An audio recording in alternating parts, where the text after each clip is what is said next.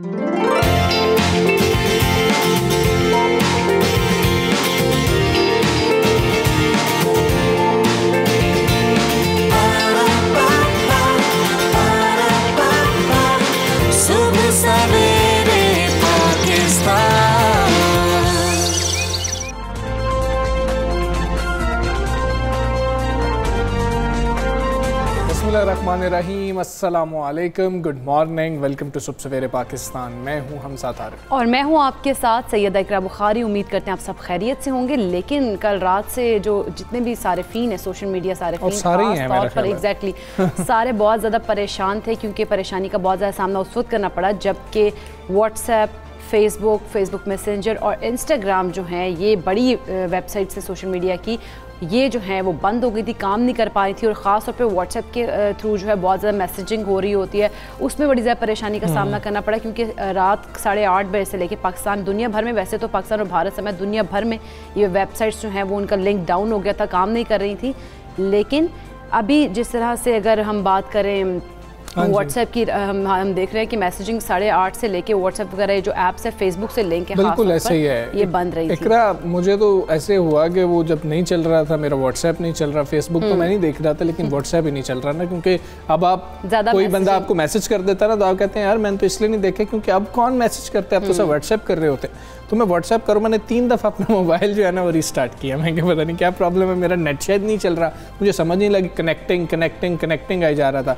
मैं बंद करके रख के मैं सो गया। मुझे सुबह पता लगा कि जी कि अच्छा ये सारा मसला जो है हुआ हुआ था। और बेशतर लोगों के साथ तो ऐसा ही हुआ। मुझे तो यही लग रहा था कि शायद मेरे नेट में कोई प्रॉब्लम है। हमजा को नेट का लगा, लेकिन एक दो मैंने जो है ना वो ट्वीट पे भी पढ़ा, ट्विटर पे, क्योंकि ट्विटर सिर्फ चल रहा था और ट्विटर पर सारे सारिफीन जो थे वो रात को उनका जो बर्डन था वो ट्विटर पर था और ट्विटर पर ट्वीट्स किए जा रहे थे। बहुत ज़्यादा सैड थे वो लोग कि भाई हमारी मैसेजिंग ऐप्स जो है वो नहीं चल रही, हम लोग मतलब बातचीत नहीं कर पा रहे हैं। जो सोशल मीडिया का जिस तरह का एक पूरा एक राउंड जो हम देखते हैं कि वो उसके गिर्द ना फेसबुक और व्हाट्सएप और इंस्टाग्राम के ख़ास तौर पर, तो उसके इर्द गिर्द जितनी भी सारिफीन थे वो सारे ट्विटर पर उनकी ऑडियंस जो है वो शिफ्ट हो गई थी और ट्विटर को यूज़ करके तो सारे बातचीत जो है वो कर रहे थे। और सिर्फ आप देख लें कि ट्विटर ने जब लिखा ना, ट्वीट किया हेलो लिटरली एवरीवन, तो वो उन्होंने टीज करने की कोशिश की फेसबुक मैसेंजर को, व्हाट्सएप को, इंस्टा को, सबको।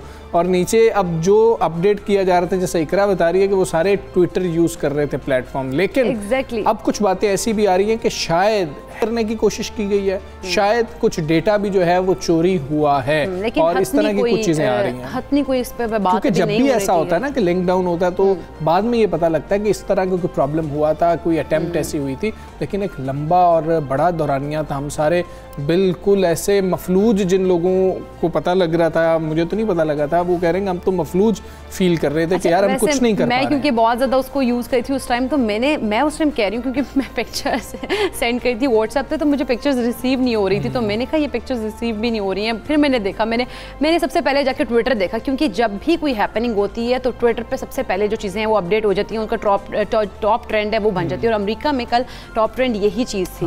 तो फिर जब मैं वो देख रही थी, मैं स्क्रॉल करूँ तो मेरे जब ट्वीट्स देखना शुरू किए तो हर एक के ट्वीट्स से वो सामने आने लगे कि कोई जो है ना हमारा भी क्या बंद है सिर्फ, या फिर आप सबका भी बंद है, हमारे साथ ही मसला हो रहा है। और एक अदाकार ने ट्वीट किया, उन्होंने कहा कि मैंने 25 इंटरनेट की जो कनेक्शन है वो चेंज किए।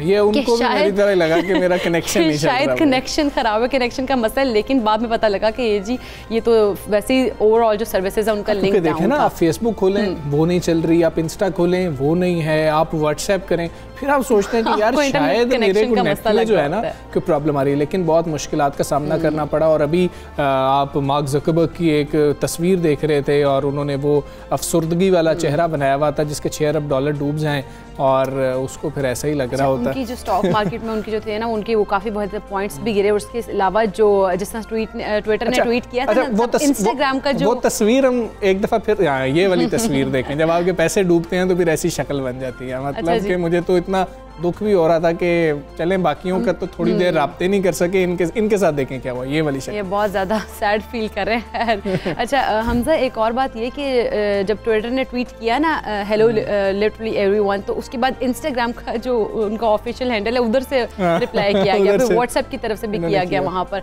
लेकिन ये सारी सूरत हाल पे हमें देखना चाहिए।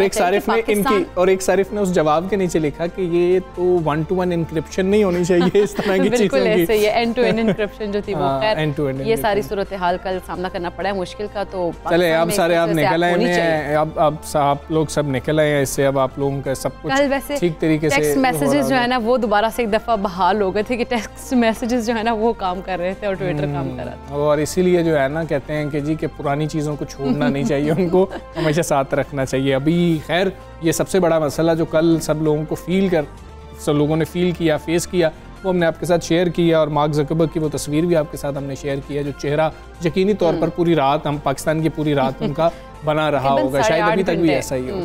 तो अभी हम वज़ीर-ए-आज़म इमरान खान की बात करेंगे, जिन्होंने मुल्क में महंगाई बढ़ने का फिर से एतराफ़ किया है और कहा है कि कर्ज़ों के बावजूद लोगों पर कम से कम बोझ डालने की कोशिश कर रहे हैं। बिल्कुल ऐसा ही है हमजा। अगर बात करें गुज़श्ता रोज़ की, तो इस्लामाबाद में कामयाब पाकिस्तान प्रोग्राम का इफ्तिताह करते हुए वज़ीर-ए-आज़म का कहना था कि मालूम है कि महंगाई की वजह से लोग तकलीफ़ में हैं, गरीब को तकलीफ़ से बचाने की पूरी कोशिश कर रहे हैं। और उन्होंने कहा कि जब तक मुआशरे में तबक़ाती निज़ाम रहेगा हमारा मुल्क अजीम फलाही रियासत नहीं बन सकता। हाँ जी, और ये कामयाब पाकिस्तान प्रोग्राम मुल्क में गुर्बत के खात्मे में उनका कहना है कि कलीदी किरदार अदा करेगा। वज़ीर-ए-आज़म साहब क्या कह रहे थे आपको वो सुना देते हैं। ये जो पाकिस्तान है ये एक लैंडमार्क पाकिस्तान की तारीख में एक ऐसा प्रोग्राम ये शुरू कर रहे हैं हम। आम आदमी की ज़िंदगी अब बेहतर करें, जिधर गरीब आदमी की दुआएं लगें तो उसी माशरे में अल्लाह की बरकत आती है। इस वक्त जब लोगों को मुश्किल है और महंगाई की वजह से हमें पता है कि नीचे लोगों को तकलीफ़ है, लेकिन मैं लोगों को सिर्फ ये बताना चाहता हूँ कि गवर्नमेंट अपनी पूरी कोशिश कर रही है कि निचले तबके को हमारी तकलीफ़ ना हो। जी, तो वज़ीर-ए-आज़म ने क्या कहा आपने सुना है। कामयाब पाकिस्तान प्रोग्राम की थोड़ी सी बात करें तो उसके तहत 1400 अरब के कर्जे 37 लाख घरानों को दिए जाएंगे और कामयाब पाकिस्तान प्रोग्राम के 5 जो हैं जुज़ रखे गए हैं, मतलब कि 5 डिवीजन हैं जिस तरह से दिए जाएंगे। उन 5 डिवीजन में अगर हम बात करें, सबसे पहले कामयाब किसान के जरिए किसानों को बिला सूद कर्जे दिए जाएंगे, फिर कारोबार के लिए 5 लाख तक बिला सूद कर्जे दिए जाएंगे और सस्ता घर स्कीम के तहत अपना घर बनाने के लिए आसान इक़साद पर फाइनेंसिंग की सहूलत मुयसर होगी। इसके साथ अगर हम बात करें स्कॉलरशिप स्कीम है और इंसाफ कार्ड है, इसको भी कामयाब पाकिस्तान प्रोग्राम के साथ मुंसलिक किया जाएगा। ये सारी चीज़ें हैं, हम जानने की कोशिश करेंगे। खुसूसी तौर पर हम बात करेंगे जो कारोबार के लिए बिला सूद 5 लाख तक के कर्जे दिए जाएंगे, उस पर बात करेंगे। अखवत फाउंडेशन के बानी डॉक्टर अमजद साकिब साहब हमारे साथ मौजूद हैं। डॉक्टर अमजद साकिब साहब अस्सलाम वालेकुम, गुड मॉर्निंग सर। जब ये कामयाब पाकिस्तान प्रोग्राम के हवाले से ख़ास तौर पर जब कारोबार की बात आ रही थी और 5 लाख तक के कर्ज की बात आ रही थी और बिलासूद कर्ज देना था, तो आपका नाम ही जहन में आ रहा था। वज़ीर-ए-आज़म साहब भी उस वक्त कुछ गुफ्तगू कर रहे थे। सर, ये कितना बेहतर हो जाएगा आप समझते हैं कि गुर्बत के खात्मे के लिए ख़ास तौर पर लोग जो बेरोज़गार हैं उनको रोज़गार मुहैया करने के लिए कितना अहम स्टेप आप समझते हैं? जी, बेहद अहम है। पहली बात तो ये है कि निचली सतह पर गुर्बत ख़त्म करने के 2 ही तरीके हैं। एक तो ये है कि किसी शख्स को हुनर दे दिया जाए ताकि वो अपने हुनर से, स्किल से को कारोबार कर ले। दूसरी चीज़ ये है कि अगर उसके पास हुनर है तो उसके पास सरमाया नहीं है और उसको सरमाया दे दिया जाए ताकि वो छोटा कारोबार कर ले।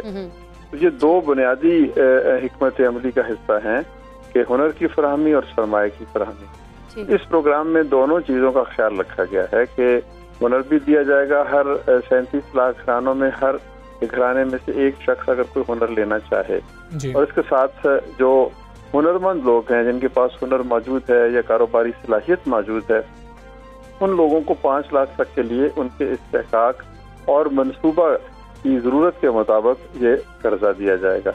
और फिर सबसे बड़ी खूबी है कि ना हुनर फराहम करने के को पैसे लिए जाएंगे और ना कर्जे की रकम पर कोई इजाफी रकम ली जाएगी। ये दोनों चीज़ें जो हैं दोनों पहलुओं को एड्रेस करती हैं, जिससे मैं समझता हूँ कि जो वो फाइनेंशियल इंक्लूजन और सोशल इंक्लूजन के अल्टीमेट ऑब्जेक्टिव्स हैं ना, वो पूरे होंगे। ठीक है सर, जिस तरह से आप भी गुर्बत के खात्मे के लिए पुरज़्म हैं और आप कामयाबी से काम भी कर रहे हैं, इसीलिए आपको कोट भी किया गया, आपको लगता है कि ये जो प्रोग्राम है ये भी इसी तरह कामयाब हो सकेगा?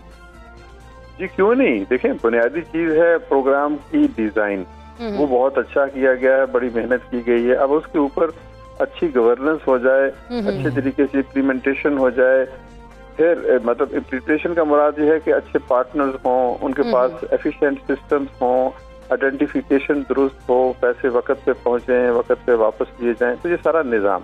तीसरी इससे भी बड़ी चीज़ ये होती है कि आपके अंदर नेक नीयती और इखलास के साथ है। तो किसी भी काम के पीछे अगर इखलास की दौलत है, नेक नीयती है और ये कमिटमेंट है कि हमने अपने उस भाई की मदद करनी है जिसके पास कुछ भी नहीं है, तो फिर अल्लाह ताला की मदद भी शामिल होती है। तो ये सिर्फ हिकमत अमली या फ़लसफ़ा या तरीक़ाकार या गवर्नेंस या एक इंस्टीट्यूशनल मैकेनिज़्म या उसको मॉनिटरिंग या सुपरविजन या उसके साथ टेक्नोलॉजी को जोड़ना, ये बहुत सारी चीज़ें हैं। और फिर आप समझते हैं कि इखलास की दौलत जो है वो इस सारी काम को और बेहतर करती है। ठीक है डॉक्टर अमजद साकिब साहब, सर जब आपसे बात होती है, ख़ासतौर पे अख़वत फाउंडेशन का जिक्र हो रहा होता है, तो सवालात जो हुकूमती कर्जे के ऊपर उठते हैं वो यही कि वापसी नहीं हो रही होती है। अख़वत फाउंडेशन का मॉडल देखते हैं तो पूरी दुनिया हैरान रह जाती है कि तमाम लोग तकरीबन कर्ज वापस कर देते हैं। हुकूमत को इसमें क्या करना चाहिए और लोगों की कितनी जिम्मेदारी है जो कर्ज ले रहे होंगे कि कर्ज वापस भी होना चाहिए? हुकूमती प्रोग्राम्स में हम अक्सर यहाँ पर आके कुछ फेलियर देखते हैं। देखिए, बात यह है कि हुकूमत का काम नहीं है कर्ज देना। हुकूमत का काम है एक इनेबलिंग इन्वायरमेंट क्रिएट करना जहाँ पर वो अदारे काम करें जो कर्ज लेने देने के काम को सही समझते हैं। तो ये कर्ज जब वो हुकूमत का महकमा देगा या ये कहा जाएगा कि हुकूमत इसको कर्जा को फराहम कर रही है, तो उससे फिर बाज़ औक़ात लोग ये तसव्वुर लेते हैं कि शायद इसमें माफ़ी हो जाए। तो एक प्रोफेशनल तरीके से ये काम अब किया गया है कि हुकूमत ने इस पूरे फंड्स की वसाइल की फराहमी को यकीनी बनाना है। उसके बाद बैंक्स की अपनी जिम्मेदारी है कि उन्होंने अपने साथ छोटे माइक्रो फाइनेंस अदारे जो होते हैं उनको अपना शामिल करना है। और माइक्रो फाइनेंस अदारे रेगुलेटेड हैं स्टेट बैंक की तरफ से या securities exchange commission of Pakistan की तरफ से, तो उनका निज़ाम अपना बड़ा मजबूत है, उनका तजर्बा है, उनके पास एक बड़ी अच्छी वर्क फोर्स है। तो ये जो एक थ्री पार्टाइट आप समझें कि ये हिकमत अमली जिसमें 3 पार्टनर्स हैं, हुकूमत, प्राइवेट सेक्टर में कमर्शियल बैंक और फिर माइक्रो फाइनेंस अदारे, तो इससे बहुत ज़्यादा इंशाअल्लाह ताला इसमें नाकाबिल यकीन आप देखेंगे कामयाबी मिलेगी। जी इंशाअल्लाह नाकाबिल यकीन कामयाबी मिलेगी। और डॉक्टर अमजद साकिब साहब बहुत शुक्रिया आपका, सबसे पाकिस्तान से आप बात कर रहे थे और गुर्बत को ख़त्म करने के लिए जिस तरह से डॉक्टर साहब भी कह रहे थे कि और क्या तरीका अपनाया जा सकता है, अब हम उम्मीद करते हैं कि इससे बेहतरी आ रही होगी। बिल्कुल, हम अब आगे बढ़ेंगे और बात करेंगे पाकिस्तान सियासत में तहलका मचाने वाले पेंडोरा पेपर्स की बात करेंगे। उनकी तहकीकात के लिए वज़ीर-ए-आज़म इमरान खान ने अब बड़ा ऐलान कर दिया। पेंडोरा पेपर्स में वफाकी वज़रा समेत 700 पाकिस्तानियों के नाम शामिल हैं और वज़ीर-ए-आज़म इमरान खान ने तहकीकाती जो सेल है वो भी कायम कर दिया इससे रिलेटेड। और उसकी सरबराही वज़ीर-ए-आज़म खुद ही कर रहे होंगे, जबकि मुआविनत FIA, नैब, FBR करेगा। और पेंडोरा पेपर्स में कंपनीज के कानूनी होने या ना होने की तहकीकात की जाएंगी और कहा यह जा रहा है कि तमाम लोग, तमाम पाकिस्तानी जिनका नाम इसमें है, उन सब के हवाले से तहकीकात की जाएंगी। बिल्कुल, इसी हवाले से हम बात करेंगे। हमारे साथ मौजूद हैं deputy executive director South Asian ship Pakistan Irfan Mufti साहब। अस्सलाम वालेकुम, गुड मॉर्निंग मुफ्ती साहब। अगर हम बात करें पेंडोरा लीक्स की, तो उनके मुताबिक लंदन में प्रॉपर्टी खरीदने के हवाले से पाकिस्तान जो है वो 5वें नंबर पर है, जब अशराफिया ही पाकिस्तान में दौलत नहीं रखना चाहेंगे। अगर हम आम आदमी की बात करें तो उसकी ज़िंदगी तब्दील तो मुमकिन सी बात है कि तब्दील नहीं हो सकेगी। जी बिल्कुल, आपने दुरुस्त कहा। देखिए, ये जो पेंडोरा पेपर्स आए हैं या इससे पहले भी कुछ पनामा पेपर्स में हमें पता लगा था कि उस वक्त भी कुछ 450 से ज़्यादा पाकिस्तानियों की कंपनीज हमने डिस्कवर की थी और अब तो शायद 700 से ज़्यादा ऐसी कंपनीज हमने निकाली हैं। देखिए, ये जो बात है, इस इशू को मेरा ख्याल है कि सियासत तो इसमें ज़रूर बाद में आती है, लेकिन असल में मौशी इशू है कि आपकी इकॉनमी का एक बड़ा पैसा जो कि आपकी इकॉनमी का हिस्सा होता है वो एक अनफेयर मीन से डिस्गाइज करके एक ब्लैक मनी के तौर पर बाहर ले जाया जाता है और फिर मुख्तलिफ सेफ हेवन्स जो हैं टैक्स की, उनके अंदर उनको इन्वेस्ट किया जाता है। तो मुल्क को 2 हिस्सा होता है। एक तो आपकी मईशत सुकड़ जाती है क्योंकि वो पैसा जो आपकी मईशत का हिस्सा होता है वो बाहर चला जाता है, और दूसरा जो टैक्स आपको उसके रिटर्न में मिलना होता है वो आप उससे भी महरूम होते हैं। तो ये डबल आपको डैमेज करता है। मेरी नज़र में ये मईशत का बहुत बड़ा इशू है। देखिए, इस वक्त जो फिगर हैं चंद मैं आपसे अगर शेयर करूं कि जो पाकिस्तान के हवाले से कहा जाता है कि $15 billion per annum money laundering में हमारा मुल्क से बाहर जाता है। वैसे ये फिगर अगर देखा जाए चाइना की 140 बिलियन पर एनम है, इंडिया की शायद 50 के प्लस है, लेकिन हमारी इकॉनमी का अगर आप साइज देखें तो उसके हिसाब से बहुत बड़ी फिगर है। मतलब इस वक्त हमारा जो एनुअल बजट है वो सिर्फ $45 बिलियन का है। तो उस हिसाब से अगर देखा जाए तो पर एनम अगर $15 बिलियन हमारा मुल्क से बाहर जाता है तो ये एक बहुत बड़ी अमाउंट है जो अगर आप फिजिकल उसमें शामिल हो जाए सिस्टम में तो ये एक बेनिफिट करता है। दूसरा ये है कि दो तीन एस्पेक्ट है, मैं चाहता हूँ कि वो डिस्कवरी यहाँ की जाए।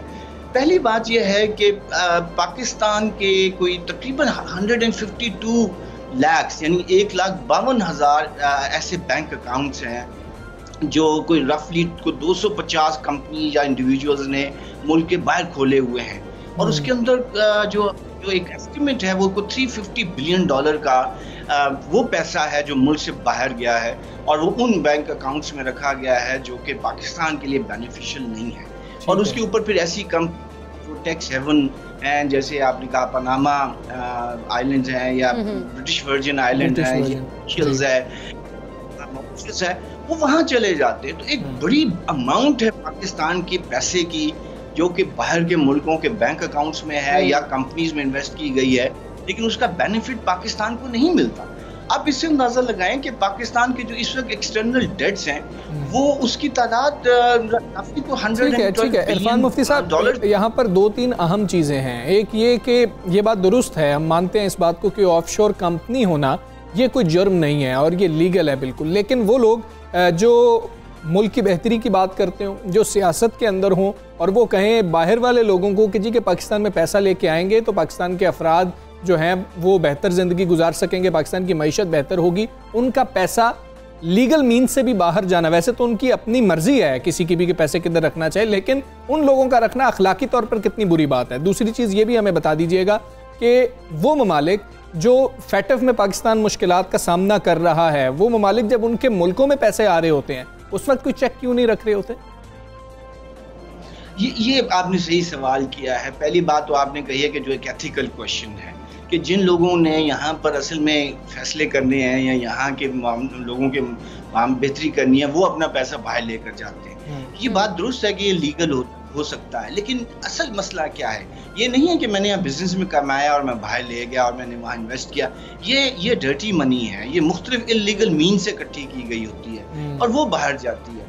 सो मैंने जैसे पहले कहा कि इसमें दोनों एथिकल क्वेश्चंस हैं। पहला ये है कि इकट्ठी कैसे की गई है, आपने जिन लोगों के नाम दिए हैं वो कैसे इतने बड़ी अमाउंट यहाँ से कलेक्ट करते हैं, वो किन मीन से करते हैं, वो किन रास्तों से करते हैं, और फिर ये जाते भी ऐसी जगहों पर क्यों हैं जहाँ पर देखिए उन मुल्कों ने एक, आप ये सही कह रहे हैं कि फाइनेंशियल कैसीनोज खोले हुए हैं और इसी वजह से हैं कि जो डर्टी मनी दुनिया की वो उनके मुल्कों में जाती है और उनकी इकोनॉमी उससे बड़ी होती है। तो हम ये मामला क्यों नहीं उठा सकते ये पैसे का सोर्स क्या है, क्यों आया और फिर ये वहां क्यों गया जहां पर इसने टैक्स जो है इवेड किया है और पाकिस्तान को इसका। सो मेरा ये ख्याल है कि पाकिस्तान के लोगों के लिए आप बहुत बड़ा डैमेज कर रहे हैं, यानी आपकी इकोनॉमी से पता है जो पैसा लोगों की फलाह पर लगना है, तरक्की पर लगना है, वो बाहर खर्च कर रहे हैं या बाहर इस्तेमाल कर रहे हैं, उनकी इकोनॉमीज को मजबूत कर रहे हैं, अपनी इकोनॉमी को आप वीक करते हैं। देखिए पाकिस्तान ने 2018 में ना एक टैक्स एमनेस्टी स्कीम दी थी, अगर आपको याद होगा, उस हमने डिस्क्लोज कर दें तो तकरीबन उस वक्त भी पाकिस्तान को 1000 अरब रुपया यूएई के अंदर डिस्क्लोज हुआ फाइनेंशियल एसेट्स में। तो आप इससे अंदाजा लगाएं कि 1 ट्रिलियन रुपीस पाकिस्तान का यूएई की बिल्कुल ऐसे ही है, यानी कि इससे हमारी मईशत को नुकसान पहुंचता है। इरफान मुफ्ती साहब बहुत शुक्रिया आपका। सुबह सवेरे पाकिस्तान बात कर रहे थे, तहकीकात होनी चाहिए और पता लगना चाहिए कि पैसा कैसे वापस बाहर गया, और ये भी पता लगना चाहिए कि ये जो कमाया गया था इसकी कोई मनी ट्रेल इन तमाम लोगों के पास है भी या नहीं है। बिल्कुल जी, हम एक ब्रेक लेते हैं, ब्रेक के बाद वापस आएंगे।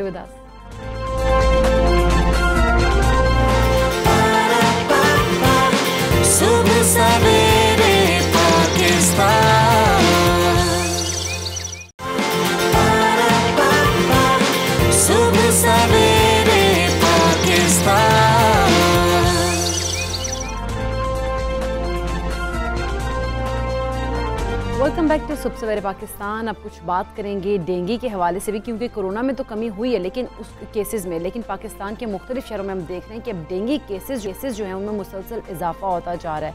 पंजाब और वफाकी दारुल हुकूमत इस्लामाबाद में डेंगू केसेस में खास तौर पर देखा गया है कि तेजी से इजाफा हो रहा है। तो मच्छर नजर आ जाए तो खौफ आना शुरू हो जाता है कि बंदा कहता है कि भाई दूर रहो हमसे, करीब मत आओ। पंजाब में डेंगू के मजीद 234 केसेस जो हैं वो रिपोर्ट हुए हैं और लाहौर में 153 केसेस सामने आए हैं। बिल्कुल, महकमा सेहत पंजाब के मुताबिक रवा साल पंजाब में डेंगू के 2423 केसेस और लाहौर में ख़ास तौर पर अगर बात की जाए तो 1887 केसेस जो हैं वो सामने आ चुके हैं। अच्छा, इस्लामाबाद में मजीद 44 अफराद डेंगू में मुब्तला हुए हैं। खैबर पख्तूनख्वा में पेशावर डेंगू से सबसे ज़्यादा मुतासरा इलाका है। हम बात करेंगे, हमारे साथ इस वक्त मौजूद है माहिर वबाई अमराज हैं डॉक्टर राना जवाद साहब। डॉक्टर साहब अस्सलाम वालेकुम, गुड मॉर्निंग। डॉक्टर साहब, वजह क्या है? डेंगू ने सर उठाया इस साल फिर से, आप वजह क्या देख रहे हैं? केसेस क्यों इतनी तादाद में सामने आ रहे हैं?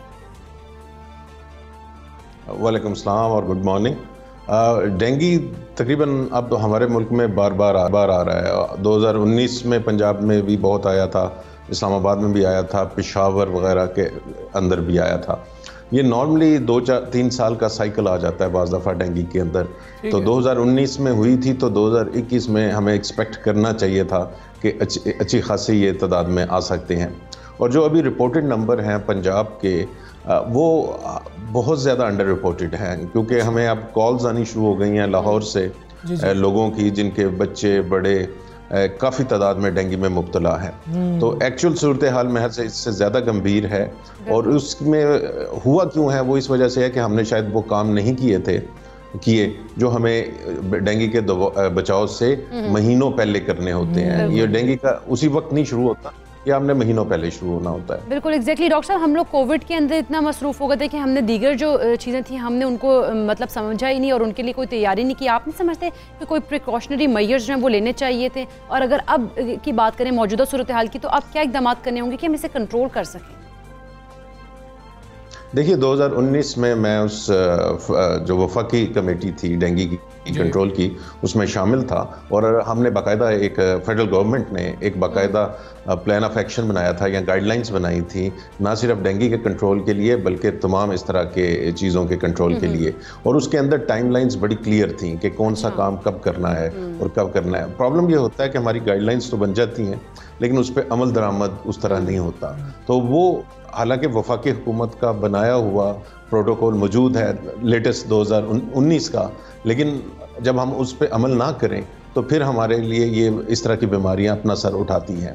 तो ज़रूरत ये है कि हम अमल दरामद को यकीनी बनाएं जो भी हमारी गाइडलाइंस हैं। बिल्कुल ठीक है। और डॉक्टर साहब एक अहम चीज़ है जो आपसे जानना चाहेंगे, प्लेटलेट काउंट के हवाले से है, क्योंकि वो बहुत ज़्यादा कम हो जाता है। लोग खुद से कोशिशें कर रहे होते हैं, खुद से मेडिसिन लेना शुरू कर देते हैं। ये तो हरगिज़ नहीं करना चाहिए। और शुरू में तो शायद पता भी नहीं लगता कि ये आम बुखार है या फिर डेंगू है।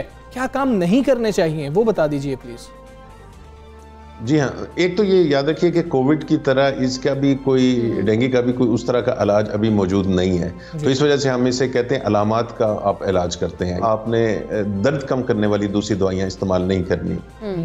बाकी आप पानी ज़्यादा पीजिए और अपना आप सिम्टोमेटिक कीजिए और ख़ुद इलाज करने की कोशिश ना कीजिए। आप टेस्ट करवा के घर पे ज़रूर रहिए, लेकिन अगर आपके प्लेटलेट 50,000 से कम होना शुरू हों, और ये गवर्नमेंट का था, मेरे ख्याल से पंजाब गवर्नमेंट ने ये पैरामीटर निकाला था कि 50,000 से कम हो तो आप हॉस्पिटल फौरी तौर पर रजू करें। ठीक है, बहुत शुक्रिया डॉक्टर राना जवाद असगर साहब, सबसे पहले पाकिस्तान से गुफ्तगू करने से। डॉक्टर साहब ने भी बात की हमसे कि आप लोग खुद से इलाज ना करें, डॉक्टर से रुजू करें, उसके बाद अपना ट्रीटमेंट जो है वो आगे प्रोसीड करें। बिल्कुल ऐसे ही है। तो हम उम्मीद करते हैं कि आप लोग एहतियात भी कर रहे होंगे और वक्त पर टेस्ट भी करवाएंगे। खुदा न खास्ता अगर किसी को डेंगू बुखार होता है तो हम आगे बढ़ते हुए, आज बहुत अहम दिन है, आलमी तौर पर मनाया जा रहा है, पाकिस्तान समेत दुनिया भर में आज असातिज़ा का आलमी दिन मनाया जा रहा है। और असातिज़ा का शुक्रिया अदा करने का आज दिन है। वैसे तो हर रोज़ करना चाहिए, लेकिन चूँकि हम भूल जाते हैं, जब हम कामयाब हो जाते हैं हमें अपने शायद असातिज़ा याद नहीं रह रहे होते। बिल्कुल ऐसा ही है हमज़ा। अगर वालिदैन की बात करें तो वालिदैन बच्चों की परवरिश करते हैं, असातिज़ा की बात करें तो असातिज़ा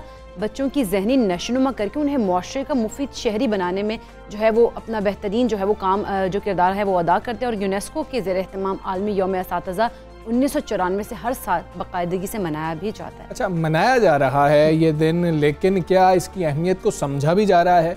नहीं समझा जा रहा है। उसके बाद आज हमें देखना है कि क्या वो असातिज़ा का रिगार्ड किया जाता है, वो इज़्ज़त व एहतराम अभी भी मौजूद है या नहीं है, जो हमसे पहले वाले दौर में बहुत ज़्यादा था। हमारे दौर में भी बहुत कोताहियाँ हम लोगों से होती रहीं और अब तो जो सुनते हैं वो लगता है कि शायद बहुत ज़्यादा मामला कुछ अजीब हो गया है और पेरेंट्स भी शायद अपने बच्चों को ज़्यादा सपोर्ट करते हैं और असातिज़ा को उस तरह से सपोर्ट नहीं कर रहे होते। खास तौर पे हमजा जिस तरह से अब वो जुमला है ना कि मार नहीं प्यार, उसमें जो है वो उसको नेगेटिव सेंटेंस में ले लिया जाता है और उसमें जो है वो बच्चे जो हैं वो बहुत ज़्यादा जो है फिर वो इस चीज़ को हाईलाइट करते हैं, जी हमें टीचर ने उफ भी क्यों कह दिया है। उस्ताद अगर आपको समझा रहा है तो उसको अंडरस्टैंड करें, उसकी बात को समझें और आज के दिन का मनाने का मकसद भी यही है। और असातिज़ा का किरदार भी क्या होना चाहिए, एक उस्ताद को कैसा होना चाहिए, इस पर भी हमने बात करनी है। अगर हम वालिदा से शुरू करें, माँ की गोद आपकी जो है पहली दरसगाह होती है, तो माँ आपकी उस्ताद है। उसके बाद हम देखते हैं कि हम स्कूल्स में जाते हैं, मैं हमेशा जिक्र करता हूँ कि हम भूल जाते हैं कि जिनसे कुरान पाक की तालीम हमने हासिल की है,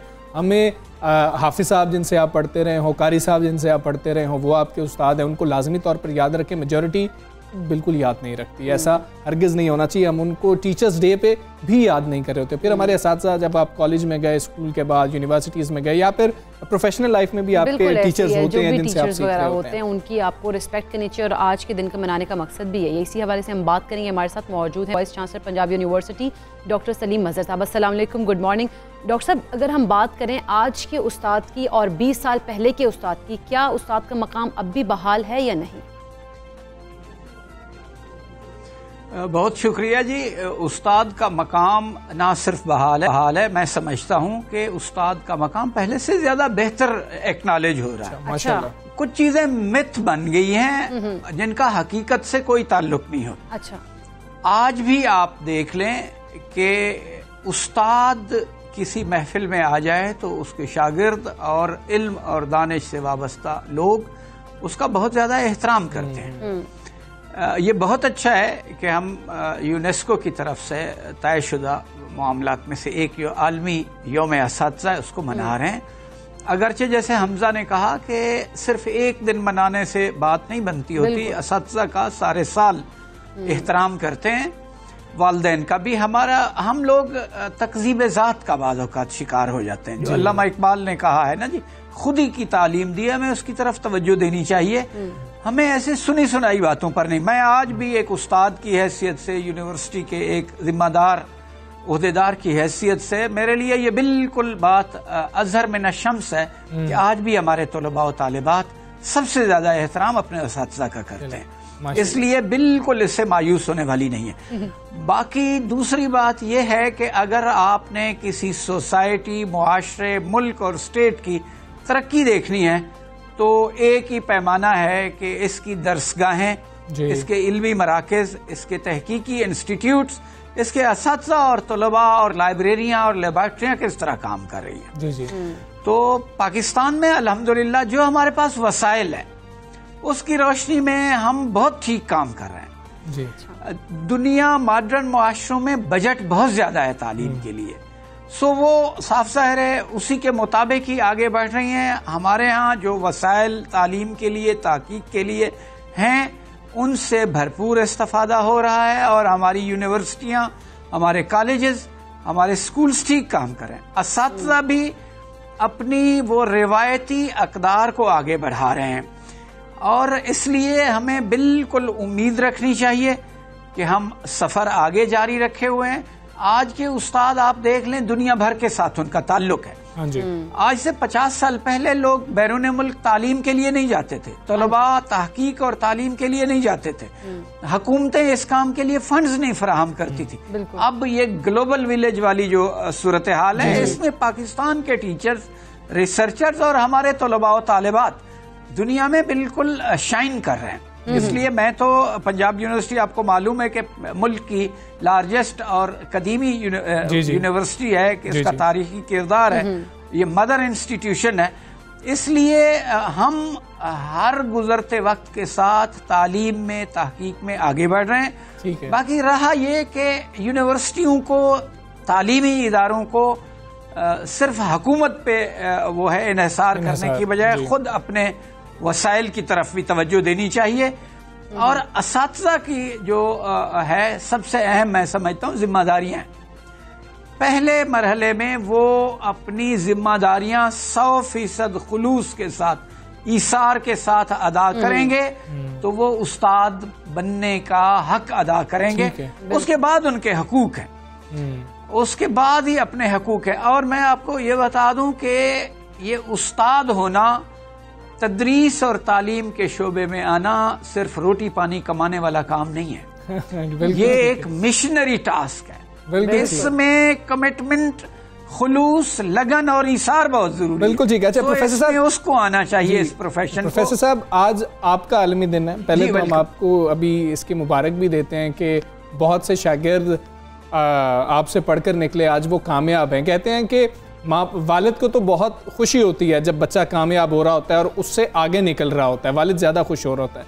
असातिज़ा के हवाले से भी यही कहा जाता है कि जब वो देखते हैं कि ये तो बड़ा छोटा सा या छोटी सी एक बच्ची आई थी या बच्चा आया था, आज ये माशाल्लाह इतना कामयाब हो गया है, 15, 20, 25 साल बाद जब आप देख रहे होते हैं उसको, कैसा फील कर रहा होता है एक उस्ताद? और शायद उस्ताद बता भी नहीं पा रहा होता कि मैं कितना खुश हूँ। ये ज़रा बताइएगा कि एक उस्ताद की क्या फीलिंग होती है जब उसका शागिर्द कामयाब होता है? हमजा, ये शागिर्द है ना जो, वो उस्ताद की कंटिन्यूएशन है। वो जो सिलसिला इल्म और दानिश और तहकीक का है, वो उस्ताद आगे बढ़ता हुआ अपने स्टूडेंट्स की सूरत में देखता है। असातिज़ा को अपने स्टूडेंट्स की कामयाबियां अपनी कामयाबियों से ज्यादा अच्छी लगती हैं। वो समझते हैं कि जिस रास्ते को उन्होंने शुरू किया था, उनके तलबा ने उनको आगे, उस रास्ते को आगे बढ़ाया है। इसलिए हमें कई गुना ज्यादा एक उस्ताद की हैसियत से अपने तलबा की कामयाबियां ज्यादा अहम, ज्यादा खुशी वाली नजर आती हैं। और हम महसूस करते हैं कि वो जो जिस मंजिल की तरफ हमने चलना शुरू किया था, अल्हम्दुलिल्लाह हमारे तलबा व तालिबात उससे उस रास्ते को आगे बढ़ा रहे हैं। और पाकिस्तान में तो एक मुरव्वत वाली सोसाइटी है, मैं कहता हूँ। हम इतनी क्लोज रिलेशंस में होते हैं अपने दोस्तों के साथ, अपने तलबा के साथ, कि हम ये समझते हैं कि ये हमारी अपनी तरक्की है। मेरे पास तलबा की अपॉइंटमेंट्स हुई, उन्होंने तरक्कियां की, मुझे उनकी तरक्की अपनी तरक्की से ज्यादा अच्छी लगी। बाज़ औक़ात अपने बच्चों से भी बंदा ज्यादा खुश होता है उनके, हमारे तलबा आगे बढ़े।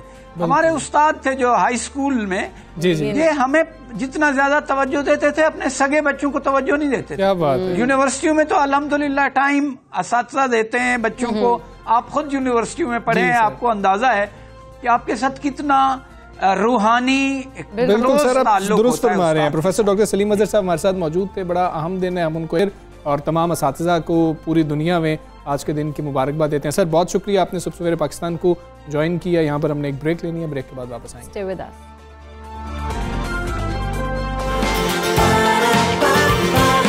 सुबह सवेरे पाकिस्तान,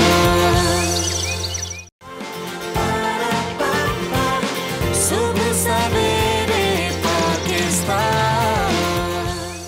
पाकिस्तान की आईटी बरामदात की बात करेंगे। 45% फिसाल की नुमाया शरासी बढ़ रही हैं और इन बरामदात की बहुत ज़रूरत है, क्योंकि ये ना सिर्फ मुल्क के तिजारती खसारे को पूरा करती हैं, बल्कि पाकिस्तान को डिजिटल पाकिस्तान के ख्वाब की तरफ बढ़ने में भी मदद दे रही हैं। बिल्कुल, तेज़ी से फैलती हुई ITES बरामदात के साथ रफ्तार बरकरार रखने के लिए सनत में हुनरमंद अफराद की भी बहुत ज़्यादा ज़रूरत भी है, मांग भी है। हायर एजुकेशन कमीशन के मुताबिक पाकिस्तान के तैयार करदा टेक्नोलॉजी ग्रेजुएट्स की तादाद इस वक्त अगर बात करें तो 25 से 30 हज़ार है, और ग्रेजुएट्स का मयार की अगर बात करें तो वो बहुत बड़ा मसला इस टाइम। यूनिवर्सिटी की सतह पर ग्रेजुएट मयार को बेहतर बनाने की बहुत ज़्यादा ज़रूरत है, ताकि इंडस्ट्री बुनियादी महारतों पर तरबियत देने की बजाय महारतों को पॉलिश करने पर काम कर सके। और यूनिवर्सिटी में तलबा के मयार को बेहतर बनाने का पहला कदम इंडस्ट्री की विजिटिंग फैकल्टी को प्रोग्राम्स में शामिल करने से होगा, कि जिन लोगों का एक्सपीरियंस है वो आगे बच्चों को बता रहे हैं। बिल्कुल, एक्सपीरियंस लोग जब आएंगे वो स्किल्स बच्चों को जो सिखाएंगे, वो फिर वो मजीद जो अब आगे आएंगे जब मार्केट में, तो उनको सिर्फ पॉलिश करने की ज़रूरत होगी।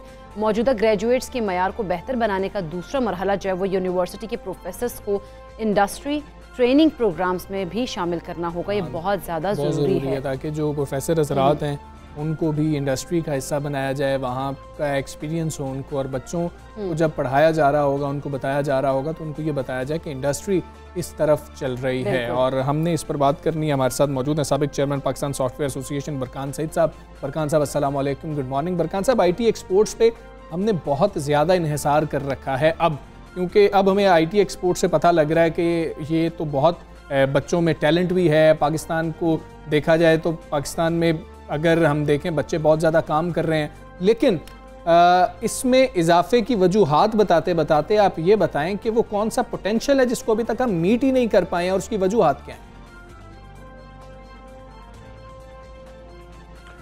इसमें थैंक यू वेरी मच जी, आपने बड़ा अच्छा समराइज़ किया इसको। हमारा जो सबसे बड़ा प्रॉब्लम पाकिस्तान के अंदर आईटी एक्सपोर्ट्स के अंदर है वो हमारा जो सबसे बड़ा हमारी जो एक्सपोर्ट्स बढ़ी हैं उसमें हमारा सबसे बड़ा प्रॉब्लम इस वक्त ये है कि दुनिया में इस वक्त रिसोर्स की शदीद शॉर्टेज हुई हुई है। आईटी डेवलपर्स की, जिस तरह आपने कहा, प्रोग्रामर्स की शॉर्टेज है, ब्लॉकचेन एक्सपर्ट्स, एआई एक्सपर्ट्स, उनकी शॉर्टेज हुई हुई है। और उसकी वजह से पाकिस्तान में जितनी भी रिसोर्स थी वो बड़े अच्छे रेट पे इंटरनेशनली बिल हो रही है। और हमारे पास इस वक्त प्रॉब्लम ये आ रही है कि हमारे पास वो लोग नहीं हैं जिसको हम प्रोवाइड करके लोगों को इंटरनेशनल अपनी ज़रूरियात को पूरा कर सकें। तो हमारी सबसे बड़ी प्रॉब्लम तो इस वक्त यही है कि हम वो एक्सपर्ट्स जो हैं हमारे पास, जो यूनिवर्सिटी से ग्रेजुएट्स आ रहे हैं, उनकी स्किल क्वालिटी इतनी अच्छी नहीं है और यूनिवर्सिटी में मेजर प्रॉब्लम्स हैं। वहाँ प्रोफेसर्स के इश्यूज़ हैं, वहाँ पे रिसर्च पेपर्स की एक दौड़ है जिसकी वजह से ग्रेजुएट पे इतना अच्छा काम नहीं हो रहा, जिसकी वजह से इंडस्ट्री को वो सप्लाई नहीं मिल पा रही। मेरा ये मानना है कि तकरीबन अगर हम इस वक्त 1 लाख प्रोफेशनल्स भी आईटी के तैयार कर दें तो हम उनको, हमारी जो आईटी इंडस्ट्री है उनको बिल्ड कर सकते हैं, क्योंकि दुनिया में जो इस वक्त शॉर्टेज है वो मिलियंस में है। हर मुल्क में जिधर भी आप जाएं, जर्मनी, जापान, वो जब आपको अपनी शॉर्टेज बताएंगे तो वो कहेंगे जी हमें 3 लाख डेवलपर्स कम है हमारे पास 5 लाख डेवलपर्स कम है। तो इस वक्त हमें जो सबसे बड़ा काम करना है, हमें अपने ग्रेजुएट क्वालिटी पे काम करना है और हमें ज़्यादा से ज़्यादा लोग प्रोफेशनल्स ट्रेन करके अपनी इंडस्ट्री को सप्लाई करने हैं। जी बिल्कुल। अच्छा, जिस तरह से आपने बात की ग्रेजुएट्स पर हमें काम करना है, इसके लिए हमें आईटी की फील्ड में जो स्किल्ड टीचर्स हैं या माहिर लोग हैं उनकी कितनी ज़्यादा ज़रूरत है इस टाइम, और क्या हमारी जो यूनिवर्सिटीज़ हैं उनमें इस वक्त स्किल्ड लोग मौजूद हैं या वो ऐसे टीचर्स हैं जो कि बच्चों को अच्छी तरह से स्किल सिखाएं और वो फिर मार्केट में और बेहतर काम कर सकें? इसमें जी मल्टीपल प्रॉब्लम्स हैं। एक तो प्रॉब्लम यह है कि यूनिवर्सिटीज़ में जो प्रमोशन क्राइटेरिया है वो ये है कि आप रिसर्च पेपर कितने प्रोड्यूस करते हैं। वो जो आप रिसर्च पेपर प्रोडक्शन की जब आप बात करते हैं कि कितने रिसर्च पेपर प्रोड्यूस होते हैं, तो ग्रेजुएट पे काम करना टीचर की प्रायोरिटी नहीं होती। तो एक तो ये प्रॉब्लम है कि आपकी यूनिवर्सिटीज़ जो हैं वो सारी रिसर्च ओरिएंटेड हैं, वो ग्रेजुएट ओरिएंटेड नहीं है। जिस तरह जर्मनी, यूरोप में प्रोफेशनल इंस्टीट्यूट्स हैं वहाँ पे जो लोगों को प्रोफेशनली तैयार करते हैं और वो उनका फोकस होता है, ऐसी डिग्री का मकसद ये होता है कि बंदे को प्रोफेशनली तैयार करना। दूसरा प्रॉब्लम आपका ये है कि आप बहुत ज़्यादा लोगों को बाहर तो भेज देते हैं पीएचडीज़ और मास्टर करने के लिए, लेकिन रिवर्स आप नहीं कर रहे। आप बाहर से पीएचडी एक्सपर्ट्स, ओवरसीज़ पाकिस्तानीज़, उनको हायर नहीं कर रहे, अपनी यूनिवर्सिटीज़ में फैकल्टी आप ऐड नहीं कर रहे, जिसकी वजह से आपको प्रॉब्लम ये हो रहा है कि आपके लोग बाहर तो जा रहे हैं और वो आके पाकिस्तान जब आते हैं और यूनिवर्सिटीज़ में पढ़ाना शुरू करते हैं तो पाकिस्तान में क्योंकि इंडस्ट्री के साथ काम करने का रवाज नहीं है यूनिवर्सिटीज़ के अंदर, तो वो बस थ्योरेटिकल पीएचडीज़ बन के रह जाते हैं जो कि 2-3 साल बाद बिल्कुल बस थ्योरी पढ़ा रहे होते हैं। और यूनिवर्सिटी में क्योंकि इनोवेशन और रिसर्च वर्क नहीं हो रहा, तो वो भी आपके यूनिवर्सिटी के अंदर चीज़ ख़त्म हो जाती है कि वो जो बच्चों को पढ़ाएँ वो इस लेवल का पढ़ाएँ कि वो वर्ल्ड क्लास या इंडस्ट्री ओरिएंटेड हो। तो तीसरा आपको डेफिनेटली काम ये करना है कि आपको यूनिवर्सिटीज़ की फंडिंग को बेहतर करना है। अच्छी यूनिवर्सिटीज़ डेफिनेटली पाकिस्तान में एग्जिस्ट करती हैं जो टॉप 10 हैं, हम उनसे बिल्कुल सेटिस्फाइड हैं। हमें सिर्फ ये देखना है कि हम वो जो टॉप 10 यूनिवर्सिटीज़ हैं, टॉप 15 यूनिवर्सिटीज़ हैं, वो जो काम कर रही हैं वो हम नेक्स्ट 100 यूनिवर्सिटीज़ में अपनी रेप्लिकेट करें ताकि हमारी यूनिवर्सिटीज़ के अंदर से रिसर्च इनोवेशन का भी काम अच्छा हो जाए और हमारी ग्रेजुएट क्वालिटी भी बेहतर हो जाए। जी ठीक है। अच्छा बरकान साहब, ये भी बताइएगा, हम जब कुछ नौजवानों को देखते हैं, उन्होंने अच्छे स्टार्टअप्स जो हैं उस पर काम कर रहे हैं, अपना काम शुरू कर दिया है और बड़े स्किल्ड हैं वो, लेकिन जब उनसे बात होती है वो कहते हैं डिग्री हमने दरमियान में ही छोड़ दी थी, इसमें डिग्री का कोई ख़ास फ़ायदा नहीं होता, स्किल्स ज़्यादा मैटर कर रही होती हैं। ये ट्रेंड आप कितना देख रहे हैं कि बड़े काबिल बच्चे जो हैं उनके पास शायद इस फील्ड में डिग्रीज़ भी नहीं है, लेकिन वो उनसे जो डिग्री होल्डर्स हैं, जो ग्रेजुएट्स जिनको हम कहते हैं, उनसे ज़्यादा बेहतर काम कर रहे हैं, ऐसा क्यों है? देखिए जी, ये तो गोल्डन बात है। इस वक्त पूरी दुनिया में जो स्किल्स हैं वो इस वक्त सबसे ज़्यादा इम्पॉर्टेंट हैं। आप देख लें बड़ी बड़ी कंपनीज़ लाइक गूगल, फेसबुक, वो अपनी डिग्री की रिक्वायरमेंट उन्होंने ख़त्म कर दी है। आज का वो दौर है जिस बच्चे में सेल्फ लर्निंग की एबिलिटी बेशक मैट्रिक लेवल पे या एफएससी लेवल पे डेवलप हो जाए। देखें, ऑनलाइन आप जाएं, MIT से लेके जो टेक्नोलॉजी आप सीखना चाहें, आज आप ब्लॉकचेन के एक्सपर्ट बनना चाहें, साइबर सिक्योरिटी के एक्सपर्ट बनना चाहें, आप ऑनलाइन जाएं, कोर्सेज अवेलेबल हैं, आप 6 महीने 1 साल वो कोर्सेज करें। एफएससी का बच्चा जो है वो BS के बच्चे को या MS के बच्चे को compete कर सकता है अपनी स्किल में, क्योंकि जब वो इंडस्ट्री आएगा तो इंडस्ट्री को सिर्फ ये मैटर करता है कि उसके पास क्या वो स्किल है कि नहीं है। तो जिस बच्चे ने बेशक मैट्रिक के लेवल पे, एफएससी के लेवल पे सेल्फ लर्निंग की वो एबिलिटी डेवलप कर ली कि वो खुद से स्किल्स सीख सकता है, तो वो तो बड़ा फोकस्ड है। वो तो एफएससी BS के लेवल के मैं स्टूडेंट्स देखता हूँ, उनको भी पता नहीं होता कि उन्होंने आगे लाइफ में क्या करना होता है। वो BS करने के बाद सोच रहे होते हैं कि हम क्या करें।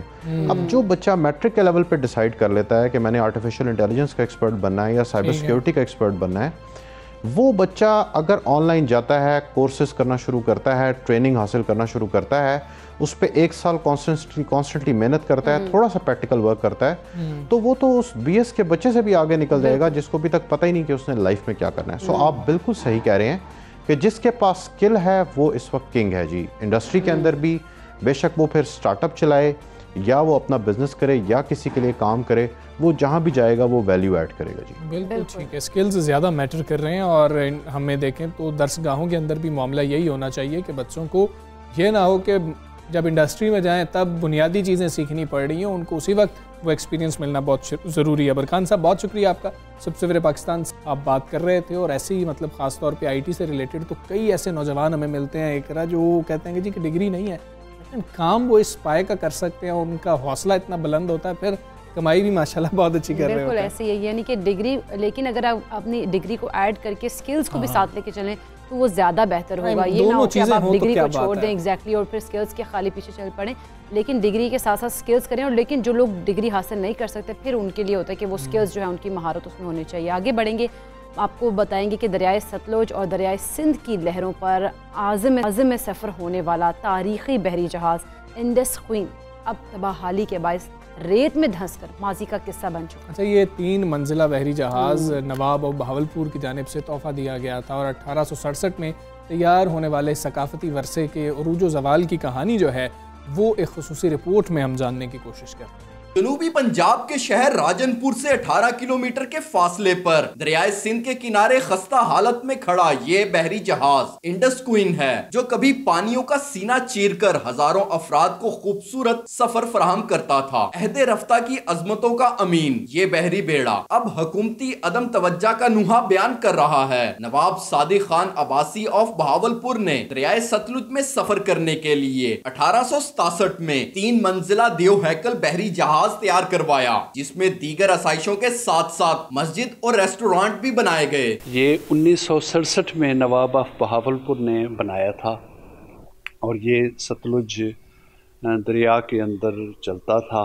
तो फिर इस जहाज़ को कोट मिठन शिफ्ट कर दिया गया। तो मेरी गवर्नमेंट से इल्तमास है कि इनको एक यादगार बनाया जाए ताकि सियाहत से दिलचस्पी रखने वाले अफराद आएँ और इस कौमी विरसे को अपनी आंखों से देखें। 3 मंजिलों पर मुश्तमिल ये जहाज एक वक्त में 400 अफराद को सफरी सहूलत फराहम करता था। अंग्रेज दौर में इस जहाज को रेलवे सामान की तरसील के लिए भी इस्तेमाल किया गया। 1960 में सिंध-तास मुआहदे के बाद ये जहाज हुकूमत पाकिस्तान के सुपुर्द किया गया, जिसे इंडस क्वीन का नाम देकर 1996 तक दरियाए सिंध में चलाया गया। इंडस क्वीन एक खूबसूरत बहरी जहाज है, इसको महफूज किया जाए ताकि आने वाली नस्ल ये जान सके कि इंडस क्वीन एक हमारा खूबसूरत तारीखी विरसा है। यही जहाज अगर पाकिस्तान के किसी बड़े शहर में होता तो इसे सजाकर लोगों के लिए तफरीह का सामान मुहैया किया जाता। ये मट्टी में धंसा हुआ है, ज़मीन बोस हुआ पड़ा है, तो हुकूमत पंजाब को चाहिए कि वो इंडस क्वीन को पार्कों में और तफरीही मकामात पर पेश करें ताकि लोग इससे लुत्फ अंदोज हों। 90 की दिहाई में पुरइसरार तौर पर लगने वाली आग ने इस तारीखी बेड़े को शदीद मुतासिर किया। रही सही कसर 2010 में आने वाले सैलाब ने पूरी कर दी। सैलाबी रेला तो आगे गुजर गया, मगर ये तारीखी विरसा अपनी शनाख्त खो बैठा। शहरी कहते हैं कि हुकूमत इसे महफूज बनाने के लिए इकदामात करे तो इसे सियाहत के काबिल बनाया जा सकता है। कैमरा टीम के साथ शहजाद मंजूर, 92 न्यूज, राजनपुर। बड़ी खूबसूरत रिपोर्ट शहजाद ने तैयार की है। और देखें, हमारी कोताहियाँ होती हैं, हम बिल्कुल छोड़ देते हैं चीज़ों को और उस पर फिर नज़र नहीं रख रहे होते, और कितना मतलब कैसा कैसा वर्षा हमने गंवा दिया है। बिल्कुल, अपने हिस्टोरिकल जो चीज़ें उनको हमें स्टोर करना चाहिए ताकि हमारी जो आने वाली नस्ल है वो उसको पता लगे कि भाई हिस्ट्री ये थी, ना कि हिस्ट्री का आप ये हाल कर। हम अपना ख्याल नहीं रख रहे होते हैं, हम बात कर रहे हैं कि जी कि आप अपने वर्षे का ख्याल रख रहे हो, अपना ख्याल नहीं रख रहे होते। और नज़र हर शख्स जो है पुरकशिश आना चाहता है और कहता है कि जी कि मैं बहुत बेहतरीन, स्लिम, खूबसूरत नज़र आ रहा हूँ, लेकिन मोटापा सेहत का कातिल है और हम उस पर काम नहीं कर रहे होते हम। अच्छा अच्छा, इसके अलावा अगर हम हर इंसान की बात कर लें, लेकिन हर किसी को होता है कि जी हमारा आइडियल वेट हो, वो आइडियल वेट क्या होना चाहिए, उसके हवाले से अगर हम बात करें तो उस हाइट भी बड़ी मैटर करती है। और ये जानना बड़ा ज़रूरी है कि हमें आइडियल वेट जो है उसका कैसे हमें तयन करना चाहिए। माहिरीन सेहत कहते हैं कि अगर इंसान का वज़न उसके कद से 25% ज़्यादा हो तो ऐसी सूरत हाल में माना जाता है कि वज़न जो है वो हद से ज़्यादा है। इस तरह की सूरत हाल। और अगर वज़न हद से 30% बढ़ जाए तो उसका मतलब है कि आप ज़ायद वज़न की मंजिल से निकलकर मोटापे की मंजिल में दाखिल हो चुके हैं। आपको मुबारक हो, आप मोटापे का इस वक्त शिकार हैं। इसको हम BMI कह रहे होते हैं। मुख्तलिफ चीज़ें होती हैं कि आप देखते हैं कि अच्छा आपकी हाइट इतनी है, आपकी वेट इतना है, आपका एज भी वैसे इसके ऊपर जो है मैटर कर रही होती है। लेकिन ये सारी चीज़ें हैं और हम BMI करवा लेते हैं, हम फैसला करते हैं कि कल से, आज से नहीं, कल से हम जो है पतले होने की मुहिम का आगाज़ करेंगे और वो कल नहीं आ रही होती। खैर, हम इसी सूरत हाल में बात करें कि आइडियल वेट होना कैसे चाहिए और क्या होना चाहिए और किस तरह से होना चाहिए। हमारे साथ मौजूद है माहिर ग़िज़ाइयत अरीज हारून। अस्सलाम, गुड मॉर्निंग अरीज। सबसे पहले तो हमें बताइएगा कि जो आइडियल वेट है वो होता कैसे है और क्या होना चाहिए वेट के लिहाज से और वो एज के लिहाज से और उसके अलावा हाइट के लिहाज से। वालेकुम अस्सलाम। एक तो बड़ा अच्छा ये इंटरेस्टिंग टॉपिक है क्योंकि आइडियल वेट जो है ना उसमें लोगों का कॉन्सेप्ट बड़ा डिफरेंट है। जैसे अभी आप बात कर रहे थे कि 25% ज़्यादा हो जाए या 30% ज़्यादा हो जाए। एक्चुअली हम लोगों के पास जब एज डॉक्टर्स हम लोग देखते हैं तो वी सी के मसल मास कितना और फैट कितना है, क्योंकि फैट जो होता है ना वो हार्मफुल होता है बॉडी के लिए। अगर आप ओबेसिटी की बात करते हैं तो उसमें हम फैट को कंसिडर करते हैं। वी डोंट कंसिडर कि मसल या बोन या वाटर वेट है वो हम नहीं कंसिडर करते। तो पहले तो इस चीज़ का थोड़ा सा कॉन्सेप्ट क्लियर होना चाहिए। दूसरा, जब आइडियल वेट की बात करते हैं तो अगर हम पाकिस्तान में बात करें, जैसे फीमेल एवरेज जो है हाइट 5 से लेकर 5'4", 5'5" तक होती है। तो बड़ा सिंपल सा फार्मूला, अगर आप BMI कैलकुलेट नहीं कर सकते, किसी एक्सपर्ट के पास नहीं जा सकते, it's a very simple formula कि 5 जो होगा तो उसका 50 kg +- 2 kg। फीमेल्स की बात कर रही हूँ, मेल्स में थोड़ा सा ज़्यादा हो जाता है, +- 4 to 6 kg। और अगर 5'1" है तो 51 हो जाएगा। मतलब कि आप जो बिल्कुल मिडिल है वो 51 होगा। उसमें +- का होता है हमेशा, +- 2 kg कि अगर आप लिमिट जो होती है उसमें आ जाती है। तो अगर किसी को अपना आइडियल वेट नहीं पता लेकिन उसको ये पता है कि अगर उसकी हाइट 5'5" है फीमेल की और उसका वेट 60 को टच कर रहा है तो वो निकल रही है अपने BMI से, ज़्यादा वेट होता जा रहा है। और अगर इसी तरीके से अगर उसका वेट 52 से नीचे जा रहा है तो दैट मीन्स कि वो अंडर वेट होती जा रही है।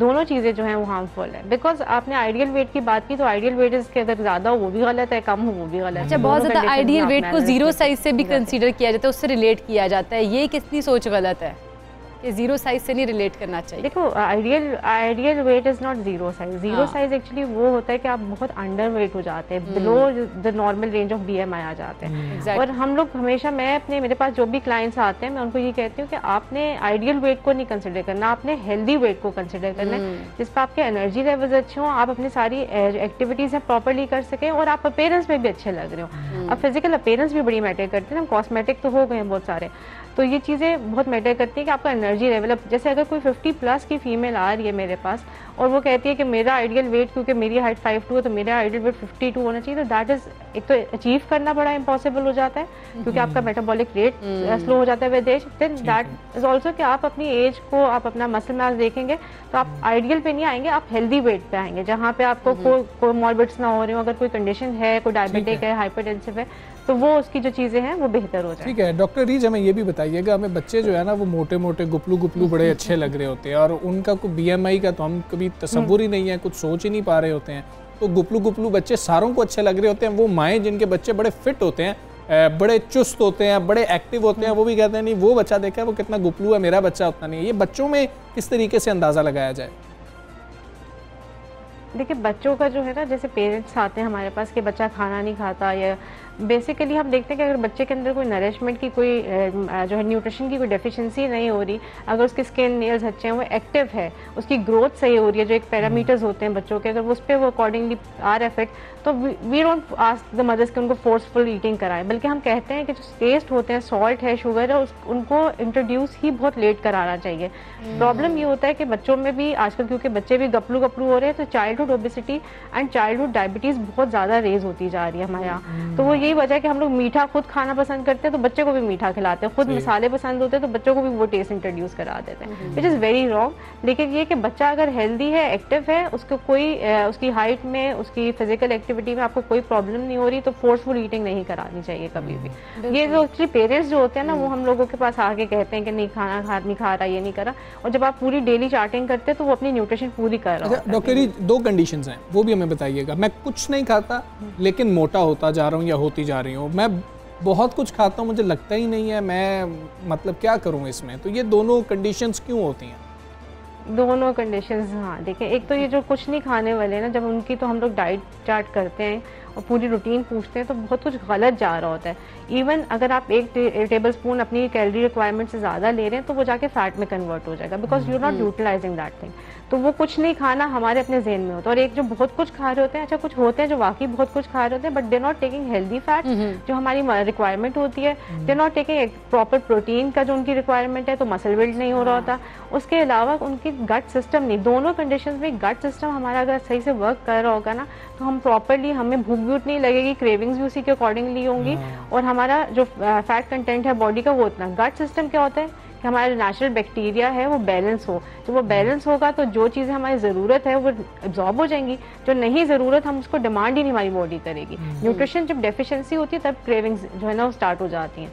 तो ये प्रॉपर बेसिकली गट सिस्टम के ऊपर है कि गट सिस्टम जो है वो वर्क कर रहा हो, चाहे वो अंडरवेट हो या ओवरवेट। और जो नहीं खा रहे होते उनको फिर हम बताते हैं कि आपने क्या खाना है, तो आपका गट सिस्टम वर्क कर रहा हो। जो एक्सेस खा रहे होते हैं उनको भी हम प्रोबायोटिक्स या कोई प्रॉपर मील प्लान्स देते हैं, तो उनका गट सिस्टम वर्क करता है। अच्छा डॉक्टर रीच, इस बारे बताइएगा कि जो बच्चे या फिर जो बड़ों की भी हम बात करें, अंडरवेट हों तो कितना ख़तरनाक हो सकता है और इसकी रीजंस क्या हो सकती हैं?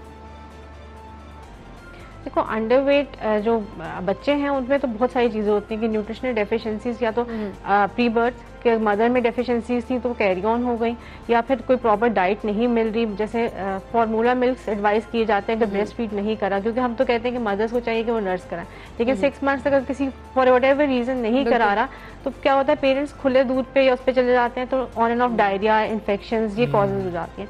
बड़ों में भी मेडिकल कॉजेज हैं, जैसे अगर किसी का हाइपरथायरॉइडिज्म यानी कि ओवर एक्टिव थायराइड है, उसमें वेट गेन करने में इश्यूज हो जाते हैं। किसी भी तरीका की कोई गट का प्रॉब्लम आ रहा है, लूज स्टूल्स का है, IBS है, उसमें जैसे ऑन एंड ऑफ डायरिया हो जाता है, तो ये सारी प्रॉब्लम्स जो है हम लोग पहले रूल आउट करते हैं, उसके बाद भी गो ऑन के डाइट का इशू है कि नहीं है। और अगर किसी की ज़रूरत है, अंडरवेट है, तो न्यूट्रिशनल डेफिशिएंसीज है, वाइटामिन की डेफिशिएंसीज हो जाती हैं, बोन्स वीक हो जाती हैं, मसल बिल्डिंग नहीं सही होती, आईसाइट पे इफेक्ट पड़ता है। दिस इज लाइक पूरी आपकी डेफिशिएंसीज की जो सिम्टम्स होते हैं, फिर इफेक्ट के कहाँ पे किस चीज़ की डेफिशिएंसी आ रही है। ये इतना कोई आसान काम नहीं है ये। डॉक्टर अरीज हारून, बहुत शुक्रिया आपका, सबसे पहले पाकिस्तान से बात कर रही थी और हमें बता रही थी। तो देखें जी, ज़्यादा आपका वज़न है वो भी मसला है, कम आपका वज़न है वो भी मसला है, तो एतदाल पसंदी जो है हर चीज़ में बेहतर बिल्कुल, इसीलिए कहा जाता है कि हर चीज़ में जो है एतदाल पसंदी होनी चाहिए, और आइडियल वेट जो है, और या फिर आप कह लें जीरो साइज, उसके पीछे मत भागे, हेल्दी वेट जो है वो होना बहुत ज़्यादा ज़रूरी है। बिल्कुल जी, तो हम उसके लिए सब कोशिश करेंगे, और कल से नहीं करेंगे, आज से करेंगे। तो अभी हम ब्रेक लेते हैं, ब्रेक के बाद वापस आते हैं। आप प्लान बना लें अपना। Stay with us.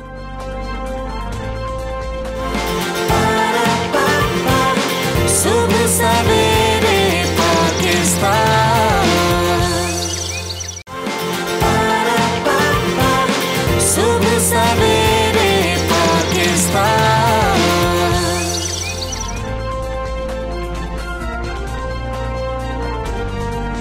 Welcome back to सुबह सवेरे पाकिस्तान। और हम बात करेंगे कामयाबी की, क्योंकि ज़िंदगी में कामयाबी तो सभी चाहते हैं, मगर कुछ लोग ऐसे भी होते हैं जिन्हें कुछ मुनफरिद करके दिखाने की लगन होती है, और वो फिर कुछ मुनफरिद करते हैं, फिर अपना नाम भी बनाते हैं। और ऐसा ही नाम बनाया कराची की रिहायशी आयशा मुबारक अली ने। उन्होंने वो एक ऐसी आर्टिस्ट है जो कुछ मुख्तलिफ काम करके अपना नाम बनाना चाहती थी, जो कि उन्होंने बना भी लिया। अच्छा, बड़ा मुश्किल काम होता है, और बड़ा एक जो है ना कठिन मरहला होता है, जिसको तय करके आप इधर पहुंचते हैं, क्योंकि वैसे ही बड़ा वो मुश्किल काम कर रहा होता है। बिल्कुल ऐसे ही है, और आपके लिए इतना आसान ये सब नहीं होता है, क्योंकि आप कुछ और सोच रहे होते हैं। इतनी आसान चीज़ें नहीं होती, करियर पाथ इतना आसान नहीं होता है। आयशा फ़ाइन आर्टिस्ट हैं, विजुअल आर्टिस्ट हैं, फैशन डिज़ाइनर हैं, इसके साथ साथ डिजिटल मीडियम में भी वो काम करती हैं। बिल्कुल, वो रवायती अंदाज में काम के साथ साथ अपने काम में जदीद टेक्नोलॉजी, मसनूई ज़हानत, रिसर्च, रिसाइकलिंग और दीगर तरीक़ों का इस्तेमाल भी कर रही हैं। ये क्या कमाल जो है ना वो आर्ट पेश कर रही हैं। इस वक्त उन्होंने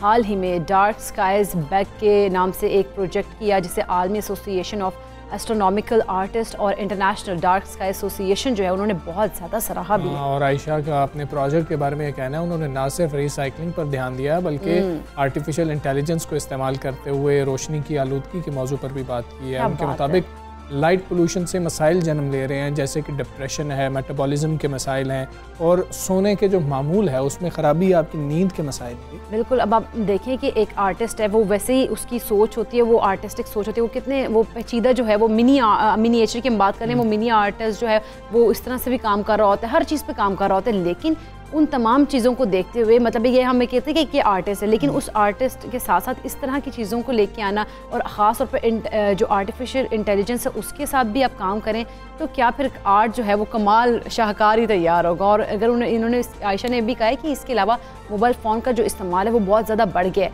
और अगर हम स्क्रीन की बात करें जिससे स्क्रीन से रोशनी निकल रही होती है वो भी इंसानी जिस्म पर असर कर रही होती है। और वो तमाम इन चीज़ों को देखते हुए इस मौजू पर उन्होंने कहती है कि बात करके बहस छेड़ना चाहती हैं, इसके ऊपर डिबेट करना चाहती हैं कि ये ऐसे मसाइल इनको हाईलाइट होना चाहिए। अच्छा, ये देखें ना कि आप विजुअल आर्ट की हम बात कर रहे हैं, आप इस वक्त स्क्रीन पे देख भी पा रहे हैं लाइट्स के साथ, बिल्कुल ऐसे ही है।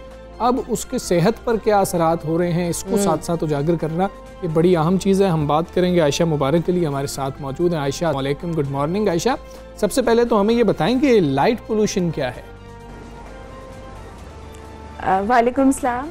बिल्कुल, लाइट पोल्यूशन एक वैसी पोल्यूशन की टाइप है जैसे नॉइज़ पोल्यूशन है, जैसे एयर पोल्यूशन है। बट लाइट पोल्यूशन जो है इसका असर जो है बहुत डिफरेंट चीज़ों पे है। जैसे लाइट पोल्यूशन जहाँ जहाँ लाइट आती है, आउटडोर लाइटिंग है, इंडोर लाइटिंग है, फोटोग्राफी है, अब तो it's an in depth field. और लाइट पोल्यूशन जो है वो इसका असर जो है हमारी बॉडी पे कैसा है, it causes depression, it causes a lot of circadian rhythm, आपका इशू आता है उसमें। So light pollution is a new, it's not a new pollution but obviously because इसकी अवेयरनेस नहीं है, so it's new for people. अच्छा आयशा, अपने art के बारे में बताइएगा हमें, कुछ आर्ट है कैसा है, कैसे सोच आई आपको कि आपने सिंपल आर्ट के साथ इस चीज़ को भी ऐड करना है और फिर आपने जदीद तरीके से जो है वो आर्ट पेश करना है? जी, मेरा जो आर्ट है basically it's a fusion, it's an interdisciplinary form of art जो एग्जिस्ट करता है between different disciplines. Like some part is taken from science, some part is taken from pure form of fashion as a form of expression। फिर इस पे आ जाता है technology, और अगर मैं बात करूँ robotics, artificial intelligence, tech art, ठीक है। तो इसमें ये आर्ट इस तरह डिफरेंट है कि जो इसका प्रोसेस है बनाने का, उसमें डिफरेंट लेयर्स में डिफरेंट टेक्निक्स यूज होती हैं, और आप डिफरेंट जो सोशल इश्यूज हैं जो कि स्पैन करते हैं डिफरेंट फील्ड्स में over like science and art, जैसे मैंने मेंशन किया, light pollution is one of the factors like which I have talked about. तो ये डिफरेंट फील्ड्स को एड्रेस करता है। ठीक है आयशा, हमें ज़रा ये बताएं कि डिप्रेशन में लोग किस तरह मुब्तला हो रहे हैं लाइट पोल्यूशन से, और ये मोबाइल स्क्रीन के क्या असरात हैं, लोगों की नींदें उड़ गई हैं, क्या हो रहा है, लोगों पे असरात क्या हैं? बिल्कुल, जो डिप्रेशन है, depression is being caused by light pollution and it's just one of the effects. जैसे मेटाबॉलिज्म पे इफेक्ट पड़ रहा है, आपके क्या कहते हैं और चीज़ों पे इफेक्ट पड़ रहा है। और डिप्रेशन ऑब्वियसली एक ऐसा टॉपिक है जिसके ऊपर जब हम बात करते हैं तो इतना हम इजीली बात कर नहीं सकते, बिकॉज ये एक ऐसा टॉपिक है जो एक तो इस पर रिसर्च की बहुत ज़रूरत है, तो मैं इसको कोई ब्लैक एंड वाइट करके इसका आंसर नहीं दे सकती, ठीक है। लेकिन डिप्रेशन एक ऐसी चीज़ है which is an ongoing area of research, specially for me, because I have been finding ways to include psychology, finding ways to include biology and different health issues which are contemporary। तो उनको add करना जो है और उनके ऊपर constantly ऐसे projects banana which are going to address the mental health awareness, depression being one of the biggest thing which the youth is facing। So this is something which is an ongoing area of research even for me, कि light pollution का इसके साथ जो link है वो कैसे है। अच्छा आयशा, ये जो डार्क स्काइज का प्रोजेक्ट है, इस प्रोजेक्ट के बारे में भी हमें थोड़ा बताइएगा। Dark Skies basically it's a project which started 2 years back, and it's a kind of project जिसमें different जो fields हैं, हमने इसमें light pollution के भी बारे में बात की, हमने dark skies के बारे में बात की. अब dark skies जैसे पाकिस्तान में we have a lot of areas, northern areas जिसमें हमारे पास dark skies available है, but we are not utilizing it to its full potential. ठीक है, तो वो आ गया. And then there is women empowerment. तो उस पे डार्क स्काइज जो एक प्रोजेक्ट है वो एक first of its kind in the sense ऐसा प्रोजेक्ट था जिसने एड्रेस किया है different ways of expression and different fields in one project.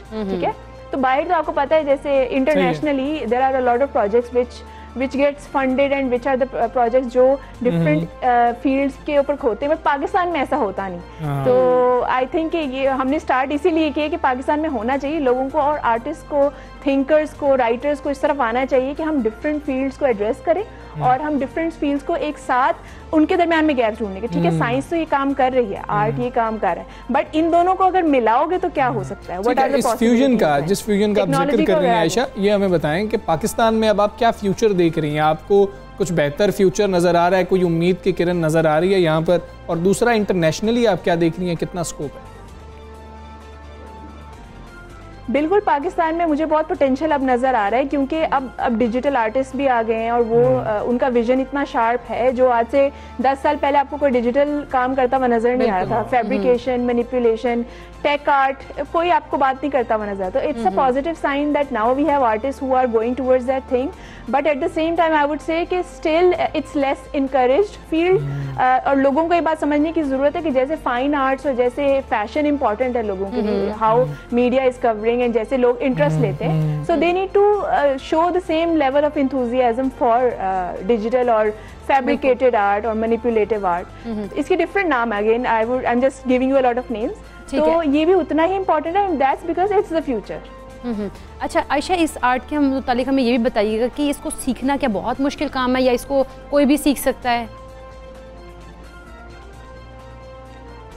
मुश्किल इस सेंस में हो सकता है कि जब आप एक स्टार्ट करेंगे चीज़, बिकॉज पाकिस्तान में अभी इसके वो कोर्सेज और टीचर्स अवेलेबल नहीं है, because you know it's something that requires that kind of faculty, that kind of expertise of people who are going to come and teach you, right? But this is something कि हो सकता है, क्योंकि international तो इसका scope ही scope है. अब जितने आर्टिस्ट हैं वो सारा काम अपना डिजिटल करते हैं. कोई आयशा से सीखना चाहे तो आयशा सिखाने के लिए तैयार? बिल्कुल बिल्कुल मैं तैयार हूँ, and I am always ready to be approached, and I would love to collaborate on any such projects. ठीक है आयशा, बहुत शुक्रिया आपका. सबसुरे पाकिस्तान का हिस्सा बनी फरीद आप काम कर रही हैं, और सुनने में वैसे बहुत ज़्यादा मुश्किल भी लग रहा है, इतना आसान नहीं लग रहा है. अच्छा, आसान वाकई में नहीं लग रहा, देखने में भी आसान नहीं लग रहा कि हर कोई नहीं इस तरह से कर सकता कि इतना ज़बरदस्त किस्म का वो आर्ट जो है वो पेश करी. खैर, अब हम आपको आगे लिए चलेंगे, कुछ क्रिकेट की बात करेंगे. नए चेयरमैन पीसीबी रमीज़ राजा साहब जो हैं वो मुल्क की क्रिकेट को मौशी लिहाज से जो है वो मजबूत बनाने का आज़म लेकर शहर कायद पहुंचे, और रमीज़ राजा साहब ने गुज़श्ता रोज़ अगर बात करें तो कराची में ताजरों के साथ बड़ी बैठक भी की थी, और आज भी हमने आपको दिखाई है कि आप देख रहे थे 92 की स्क्रीन पर कि रमीज़ राजा साहब स्टॉक एक्सचेंज गए थे और वहाँ पर वो खिताब भी कर रहे थे, और उन्होंने फिर कहा कि मुझे खुशी भी हो रही है स्टॉक एक्सचेंज को देख के. वो पता भी कर रहे थे कि अच्छा कितने पॉइंट्स ऊपर गई है या नीचे आई है. ये ऊपर ही जाएगी, ये भी उन्होंने कहा. और अच्छा, बड़ी इंपॉर्टेंट टर्म्स हैं जिनका उन्होंने जिक्र किया है. क्रिकेट इकोनॉमी की उन्होंने बात की है, ये बहुत इंपॉर्टेंट चीज़ है, ये हमने पहले सुन नहीं रखी हैं किसी भी पीसीबी चेयरमैन की जानिब से, और बड़े इंपॉर्टेंट पॉइंट्स हैं अब जो उन्होंने इसमें रेस किया. बिल्कुल ऐसे ही हम स्पोर्ट्स को ऊपर लेके जाएंगे, और इंडिया की बात हो रही थी, और उनके ना स्टाइल से ये लग रहा है, उनकी बातों से ये लग रहा है कि जिस तरह से भारत में बहुत ज़्यादा क्रिकेट को इम्पोर्टेंस दी गई है, वो पाकिस्तान के अंदर भी चाह रहे हैं कि कोई ऐसा मैकेनिज्म होना चाहिए कि पूरी दुनिया, क्योंकि भारत में पैसा देखते हुए सिर्फ वहाँ पर जारी होती है, अपनी सीरीज छोड़ रहे हैं बड़े बड़े ममालिक. उन्होंने कहा कि जो क्रिकेट इकोनॉमी है उसको उन्होंने स्ट्रॉन्ग करना है, और ये जिस तरह से वो ये एक अज़म लेकर चले हैं वो कितना पॉजिटिव है. इसी पर हम बात करेंगे. हमारे साथ मौजूद हैं सीनियर स्पोर्ट्स एनालिस्ट मिर्ज़ बेग साहब. अस्सलाम वालेकुम, गुड मॉर्निंग. बेग साहब, आज जिस तरह से स्टॉक एक्सचेंज में गुफ्तगू भी कर रहे थे रमीज़ राजा साहब, उन्होंने कहा कि मेरा जो मकसद है आने का वो यही है कि इकोनॉमी को फ़रोग दिया जाए. आप समझते हैं कि ये कितना ज़्यादा पॉजिटिव है और ये किसी ज़रूरत भी बहुत ज़्यादा है? वालेकुम अस्सलाम। इकरा और हमजा, आप दोनों को सुबह खैर। मैं समझता हूँ कि ज़रूरी तो है कि क्रिकेट तो अब एक ऐसा जो है वो प्रोफेशन बन गया है, क्रिकेट अब कमर्शलाइज बहुत ज़्यादा हो गया है, तो मेरे ख्याल में ज़रूरी तो है इकोनॉमी को, अपनी क्रिकेट की इकोनॉमी को मजबूत करने के लिए, लेकिन उससे पहले आपको अपने घर में झांकना होगा। भारी तनख्वाहों पर, लाखों रुपए तनख्वाह पर अगर आप लोग लाकर रख लेंगे तो फिर उसके बाद आपकी इकोनॉमी कहाँ जाएगी? रमीज राजा साहब मिसाल तो दे रहे हैं भारत की, इसमें कोई शक नहीं, भारत की मार्केट भी बहुत बड़ी है, लेकिन हमारे यहाँ भी बहुत सारे ऐसे लोग हैं। कल वो अकील करीम डैडी से मिले जिनका एक बड़ा इन्फ्लुएंस है पाकिस्तान की कराची में, खास तौर पर बिजनेस कम्युनिटी पर, उनसे उन्होंने बात की तो वो कुछ न कुछ डील करने के लिए आए तो हैं, लेकिन अब देखते हैं ये फीजेबल कब होती है। क्या पाकिस्तान क्रिकेट बोर्ड के आइन में ऐसा कुछ मौजूद है कि इस तरह से पाकिस्तान क्रिकेट बोर्ड जो है वो किसी बिजनेस हाउसेस के साथ कुछ कनेक्ट कर सके? बहुत सारी चीजें, स्पॉन्सरशिप तो अलग है, लेकिन ये जो इकोनॉमी को डेवलप करना है इकरा,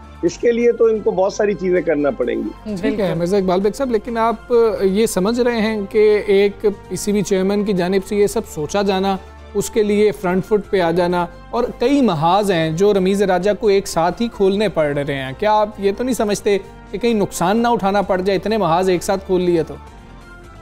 देखिए हमजा, मसला ये है कि रमीज राजा 13 सितंबर को आए और आज 5 अक्टूबर हो गई, यानी कि 22 दिन हो गए। 22 दिन में माशाल्लाह से उन्होंने बहुत जल्द अज जल्द इकदाम किए हैं। अभी कराची में मीडिया मुंतजिर है उनका कि प्रेस कॉन्फ्रेंस करें, क्योंकि कराची का मीडिया बड़ा हॉस्टाइल होता है, लेकिन इसमें कोई शक नहीं कि उन्होंने इकदाम तो किए एज कम्पेयर टू एहसान मानी, जो बिल्कुल आकर वो बिल्कुल एक जिसे कह जाए कि गैर मुतहरिक टाइप के थे, लेकिन रमीज राजा बहुत मुतहरिक नजर आए और कुछ न कुछ करना चाह रहे हैं। वीडियोस भी इन्होंने रिलीज की। मानी साहब कहाँ वीडियो रिलीज करते थे, कोई मामला हो जाता था।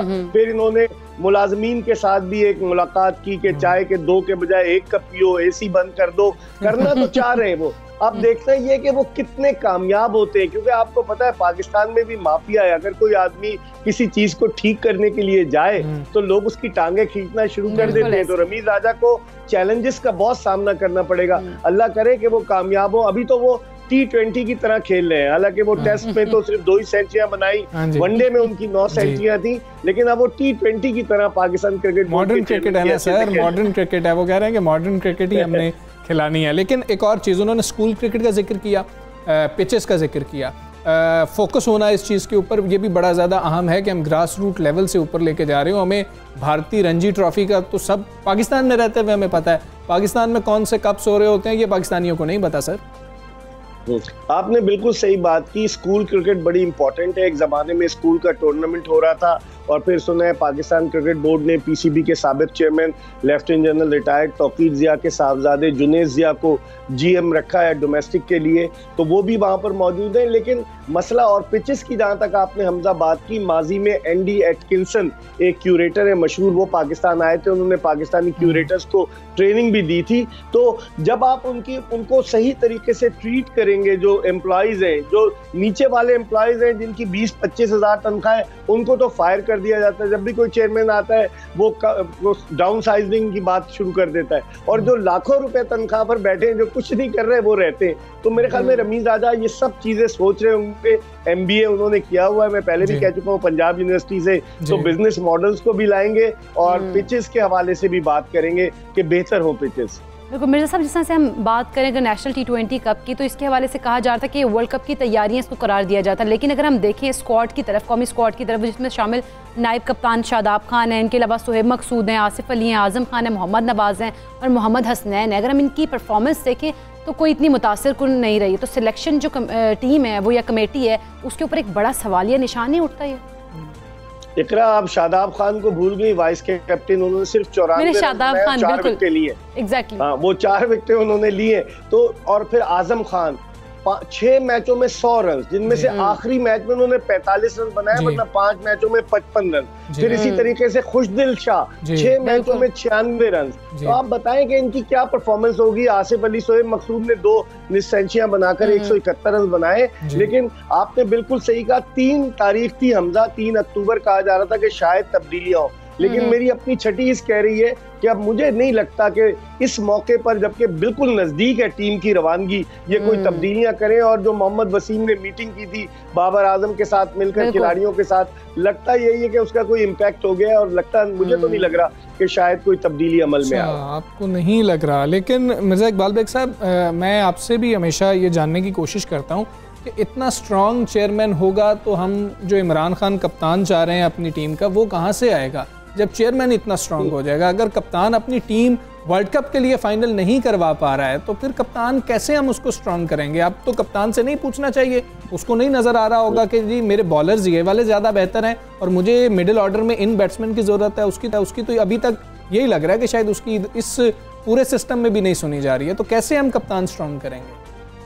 देखिए, उसमें रमीज राजा की तो ये एक्सक्यूज है ना हमजा के, वो रमीज 6 तारीख को टीम अनाउंस हो गई, रमीज 13 को आए। लेकिन वाकई में आप सही कह रहे हैं, कप्तान को हमें मजबूत बनाना होगा। मुझे तो लगता है कप्तान का सितारा भी गर्दिश में है।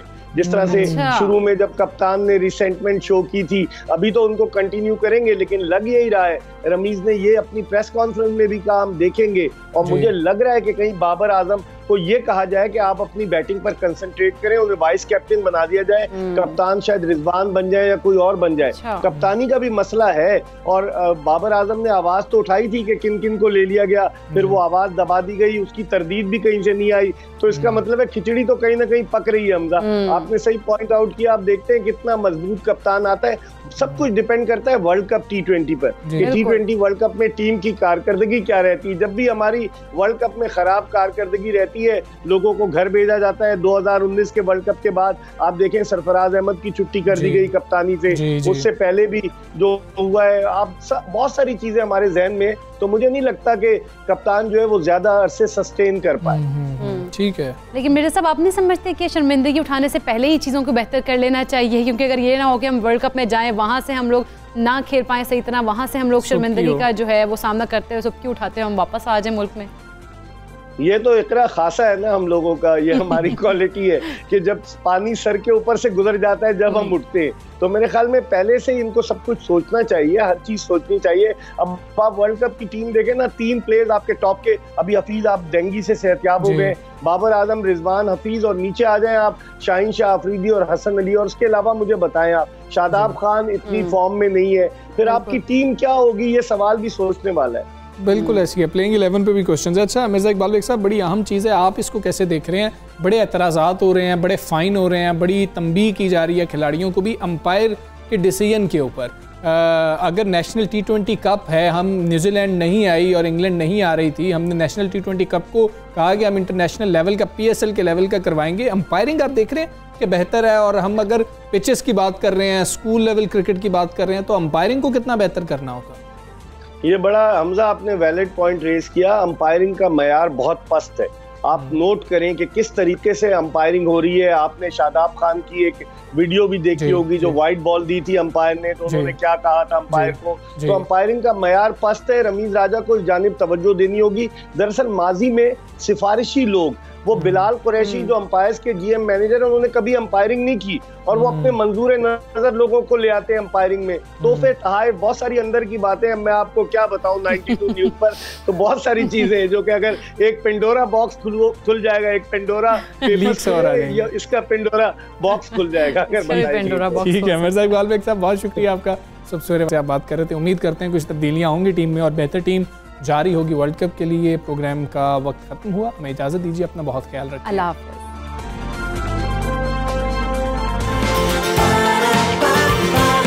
सुबह सवेरे पाकिस्तान।